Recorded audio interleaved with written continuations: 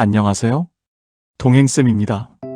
오늘은 외도와 직면한 부부가 외도 극복 못하는 이유 3가지를 다룹니다. 편의상 외도와 직면한 부부를 외도 부부라고 하겠습니다. 외도 부부가 외도 극복 못하는 이유 3가지는 첫째, 외도의 재발. 둘째, 의사소통의 비정상화. 셋째, 자기중심성입니다. 첫째, 외도의 재발은 외도 극복의 최대 장애물입니다. 외도는 중독성이 심해서 한번 외도한 사람의 외도 재발이 많습니다. 여기에는 외도 행위자의 의지 부족이 있지만 이 외에도 외도 상간자의 변수가 있고 외도 피해자의 변수도 존재합니다. 외도는 부부에게 최악의 사건이지만 몇 가지 변수 때문에 외도가 발생합니다. 외도 행위자 변수, 원가족 변수, 부부 변수, 외도 행위자 환경 변수, 외도 상간자 변수 등등 다양한 변수가 존재합니다.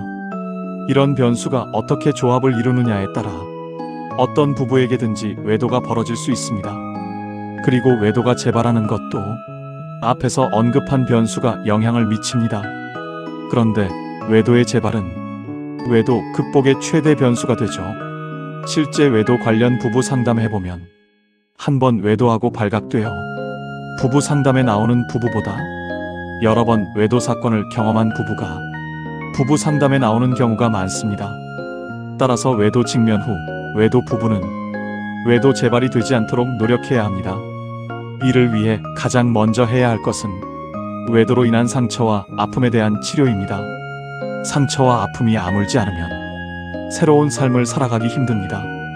상처와 아픔이 느껴질 때마다 외도 부부는 다투고 싸울 수밖에 없고 이런 환경에 계속 노출되면 외도 재발은 쉽게 일어납니다. 여기에 외도 상간자가 외도 부부의 관계 회복을 불가하게 만드는데요. 이를 지혜롭게 부부가 합심해서 대처하지 않을 경우 외도 재발은 일어납니다. 결국 부부 관계는 파국을 향해 달리고 외도는 재발하며 외도 극복의 길은 멀어지죠. 둘째, 의사소통의 비정상화입니다.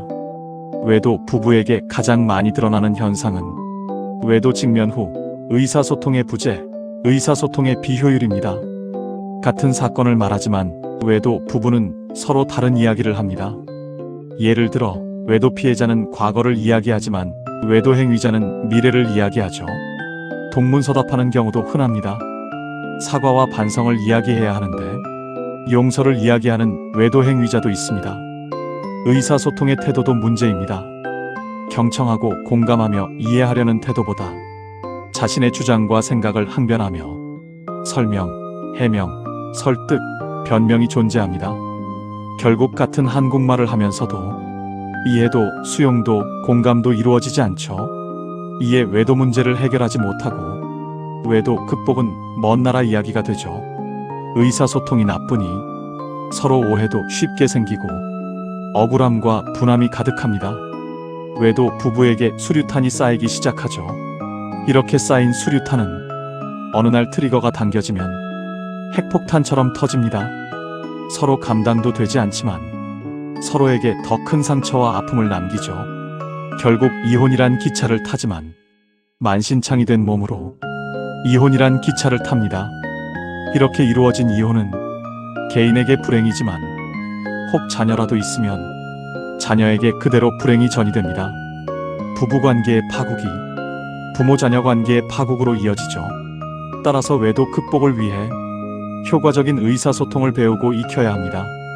외도 행위자는 외도 행위자대로, 외도 피해자는 외도 피해자대로 해야 할 말과 하면 안 되는 말을 분별하고 부부관계 회복과 외도 극복을 위한 길을 가야 합니다. 이건 역시 부부 상담을 통해 배우고 익히며 삶에 적용해야 하는 과제죠. 마지막으로 자기중심성입니다. 외도 부부의 특징 중 하나는 자기중심적으로 생각하고 행동하며 표현한다는 것이죠. 외도 행위자는 외도 행위자대로, 외도 피해자는 외도 피해자대로 자기중심적으로 생각하고 행동하며 표현합니다. 듣고 싶은 것만 듣거나 보고 싶은 것만 보며 확증 편향의 늪에 빠집니다. 의사소통도 안 좋은데 확증 편향까지 생기고 자기중심적인 생각, 행동, 표현으로 외도 부부의 삶이 진행하다 보면 외도 극복은 힘들어집니다. 따라서 자기 중심성에서 벗어나 자기 객관화가 이루어져야 그나마 외도 극복의 첫 관문을 통과합니다. 자기 객관화를 위해 필요한 것은 성찰과 통찰입니다. 인문학적 소양과 지식, 기술입니다. 그런데 이것이 말처럼 쉽지 않다는 것이죠. 어떻게 해야 자기 객관화가 되는지 모르는 분도 많습니다. 따라서 외도 극복을 위해 자기 중심적인 사고에서 벗어나 자기 객관화를 이루기 위해서도 훈련과 연습이 필요합니다. 이런 것을 다루는 것이 외도 부부를 위한 부부 상담이죠. 그리고 앞에서 언급한 3가지 외도 재발을 예방하고 의사소통을 정상화하며 자기 중심성에서 벗어나면 외도 부부는 변화를 맛봅니다. 변화에는 행동의 변화, 생각의 변화, 삶의 변화, 의사소통의 변화 등 다양합니다. 다만 변화라는 것이 금방 체감되지 않습니다. 체중이 한꺼번에 빠지면 만인이 다 알지만 하루에 100g씩 빠진다면 한 달이 지나도 체중이 빠진 것을 모를 수 있습니다. 그럼에도 꾸준히 체중이 빠지면 언젠가 주변 사람들이 알아보죠. 왜 이렇게 살이 빠졌어? 라고 말이죠. 변화가 그렇습니다. 하루아침에 변화는 이루어지지 않습니다. 그리고 변화가 이루어졌더라도 상대 배우자가 체감하기에는 시간이 걸립니다. 따라서 꾸준한 삶의 변화는 외도 부부가 가진 삶의 과제입니다.